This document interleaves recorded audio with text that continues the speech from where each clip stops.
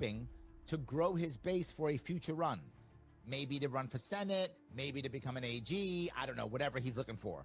Something else. He's looking for a bigger growth. Delgado wins no matter what, because more people support him. They'll see him as a voice. You have more donors and supporters. He wins no matter what. He hopes Hochul screws up bad enough they can actually beat her in the primary. He recognizes he probably can't. Hochul's doing just enough to make sure the DSA doesn't fully get behind him, and that's his goal. Does that make sense? But I think we're underestimating Madani's base there in New York, because they're all stupid. Also, too, I got a new business plan to sell in burqa. Okay. Oh, I like that. Is that your business plan? Yeah, and you have a distribution center in New York City, my friend.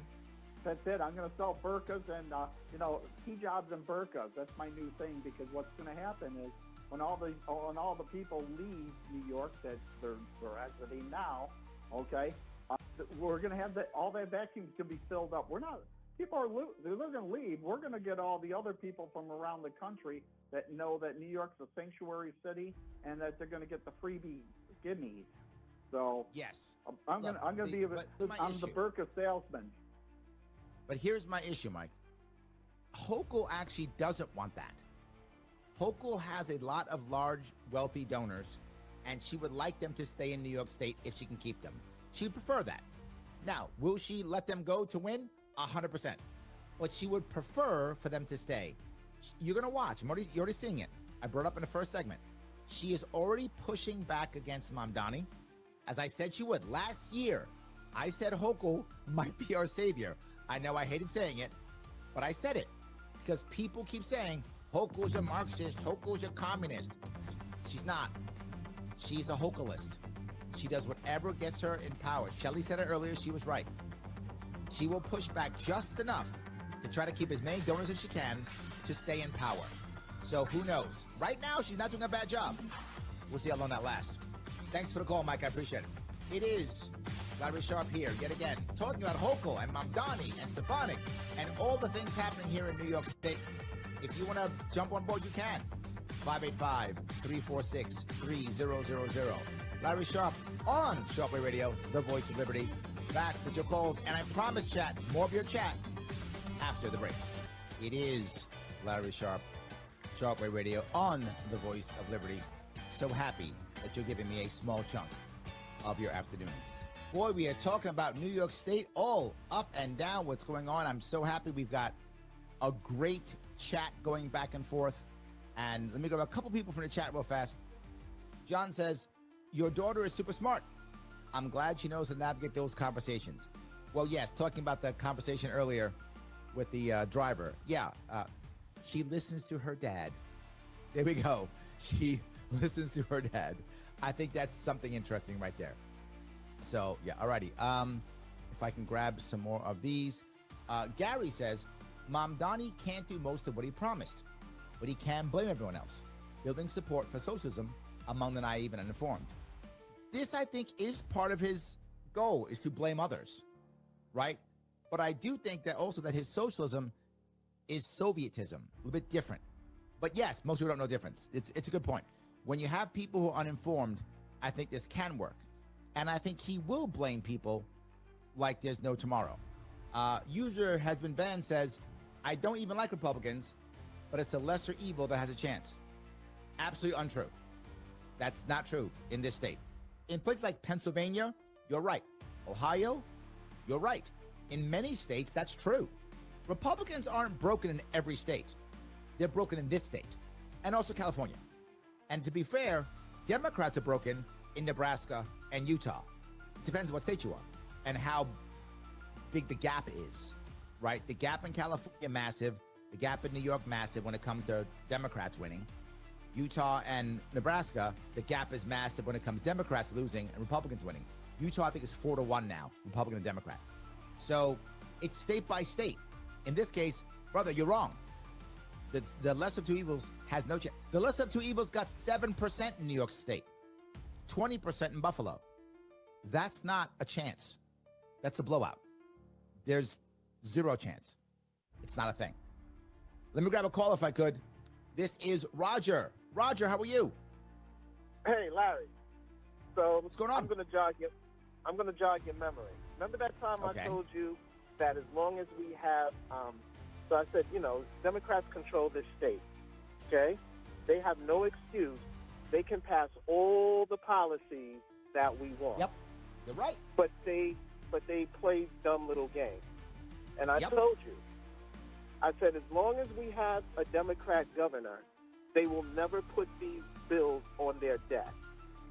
I said, what's going to happen is we would need a Republican governor or whatever the case is, a governor that's not Democrat to put or to put these bills on the desk so that governor can veto it. So then they go, oh my God, look at this. We did our job. The governor doesn't want you to have health care. The governor doesn't want you to all that different type of stuff. I guess you have to get rid of him and put a Democrat in again and blah, blah, blah, blah. That right there is when you say, oh, so you do want us to have these policies, and you do want us and you do have the gumption to pass these things. Okay, how about this, Democrats? Why don't you, since you want us to have these policies so badly, put it on the ballot as a legislative referred constitutional amendment, and we will ratify it into the Constitution, since you want us to have it so bad. So it's redirecting the heat that they want us to put on the Republican governor or whatever, non-Democrat governor. It's redirecting the heat towards them where it's backfiring. So that's I'm going to hit two pieces for this, Roger. One on your amendment idea and the other one on the governor idea, both of them. On the governor, this is the reason why we need an independent governor, because the independent governor is going to be open to talking to both sides to find an actual way of making things happen. Like, I'm not against, in theory, free buses, in theory. But then how do you get there? You got to give me an actual plan that makes sense. And not just that, maybe I don't want free buses. Maybe I want cheap buses. Why? Because free buses might encourage loitering. In certain places where free busing has failed, a big chunk was crime and loitering. Where it has been successful, there was not much crime and loitering. I don't know what's going to happen in New York City. We've never tried this before. We'll see whatever works the best. But if we do that, right, I'd also want free or cheap subways, free or cheap bridges. I want it all that way. But with the plan, it doesn't punish. A plan that actually makes things work. So that's number one. Now, when it comes to your other issue, I support citizens' ballot initiatives. If the people want it, I'm okay with it. If I don't like it, it's my job, Roger, to convince the people that I'm right and they're wrong. And if I can't convince them, then they get what they want. That's what democracy is about. It is my job to convince you, no, my way's the right way. If I can't do that, then you get what you want. And if I'm right, I'm right. If I'm wrong, I'm wrong. We're on the same page here.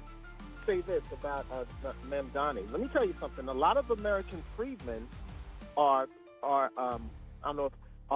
teed off with that speech that Mamdani made, because nowhere did he mention our community. And especially when he said immigrants built this city. A lot of us like, what? Hold up, who built this city? Yeah. You know what I mean? Yes. Who built this? This city was built by slave labor.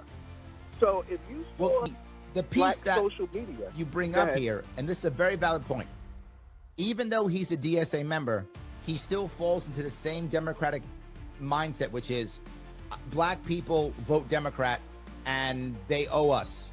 We're Democrats, black people owe us. I think that he falls into that like all the rest. Yeah. So that's what I'm saying. It's just like, nowhere, all he mentioned was, this is immigrant city, immigrant this, immigrant that, blah, blah, blah. Nowhere were we mentioned. And yet, if you take a look at the percentages, because Sabby Sabs did the percentages, it was black people that voted for him the most, that took him over the top. Yes. I appreciate that very much, Roger. And that goes back to my point. Yet again, Democrats saying, if you're black, you have to vote Democrat. It's an embarrassment. It's wrong. We shouldn't do it. And Biden even said, if you don't vote for him, you're not black. He took our black cards.